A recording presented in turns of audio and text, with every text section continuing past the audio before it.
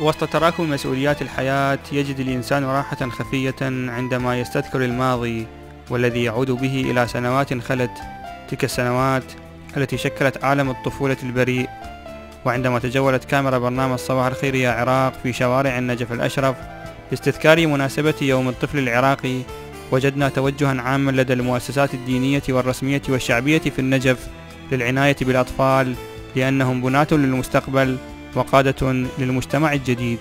كما علمنا أهل البيت عليهم السلام الاهتمام بهذه الشخصية واحترامها وتقديرها وعدم الإساءة لها وتوهينها، لأن هذا يأثر عليهم من الحالة النفسية، يأثر عليهم من الحالة الاجتماعية، تعاملهم مع الآخرين تنعكس في تصرفاتهم مع الآخرين، لأن هذه الانعكاسات كلها في المجتمع من خلال التعايش البيتي، من خلال تعامل الأبوين مع الأطفال، لأن الأبوين لو كانوا يهتمون بأطفالهم، يهتمون برعايتهم، يهتمون بشخصيتهم وبناء شخصيتهم، لكان هنالك عندنا أطفال تراهم مجدين وجادين ويساعدون في بناء المجتمع. هؤلاء البذرة الأساسية لتكوين المجتمع في المستقبل. والأمر الجديد هو إشراك إبداعات الطفولة العراقية بمشروع النجف عاصمة للثقافة الإسلامية، والذي سيتم الاحتفال به العام القادم. نبارك لكل أطفالنا الأعزاء هذا اليوم، ونسأل الله أن يجعله يوم خير وسعادة وسلام وتنشئة صحيحة للطفل. يعني كل ما يريده الطفل العراقي هو أولا الحماية من العنف وحماية حقوقه الأخرى الصحية والتربوية والثقافية. الطفل العراقي عانى الكثير، ونأمل من الدولة العراقية أن تهتم به اهتماما كبيرا.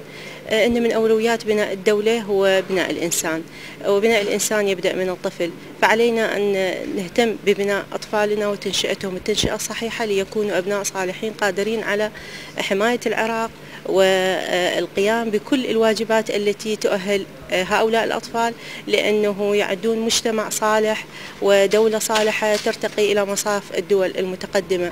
ولعل قساوة الحياة تذكرنا اليوم بتحمل مسؤولية توجيه الأطفال نحو ما ينفعهم في عالمهم البريء أو في حياتهم المستقبلية، كإبعادهم عن جو الحروب من خلال لعبهم التي تصور كل أنواع الأسلحة وطرق استخداماتها، وتعويدهم على طلب لعب ذات طابع مسل كأجمل هدية تقدم لهم عند حصولهم على درجات عالية في المدرسة أو في أعياد ميلادهم أو في المناسبات الأخرى.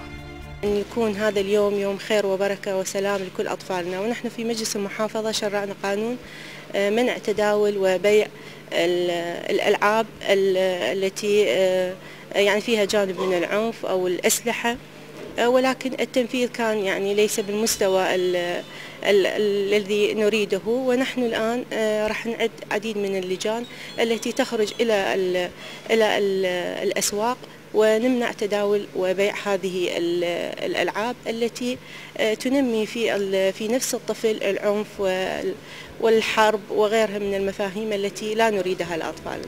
العنف بكل صوره وأشكاله ترفضه الإنسانية بأديانها وأفكارها المتعددة، وترسيخ مفهوم العنف في الأذهان يأتي في إطار قتل البراءة في النفس الإنسانية. ولعل الأطفال هم الأكثر تأثرا بما ينتج عن هذه الظاهرة من آثار سلبية، وتتجلى هذه الحقيقة بحرصهم الدائم على طلب شراء اللعب ذات الطابع الحربي كرد فعل على مشاهد القتل والدمار والتي يتبناها أعداء الإنسانية.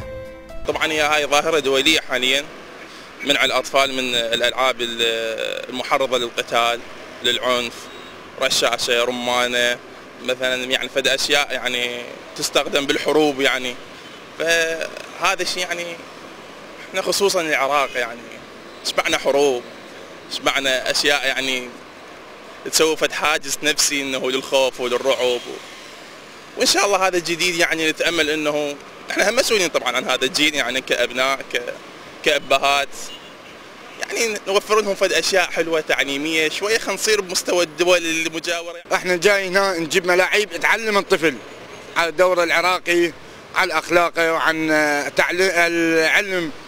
وتبقى مسألة اختيار الأنسب والأصلح للطفل مسؤولية مشتركة يتحملها الجميع. لبرنامج صباح الخير يا عراق، عبد المنعم الأسدي، النجف الأشرف.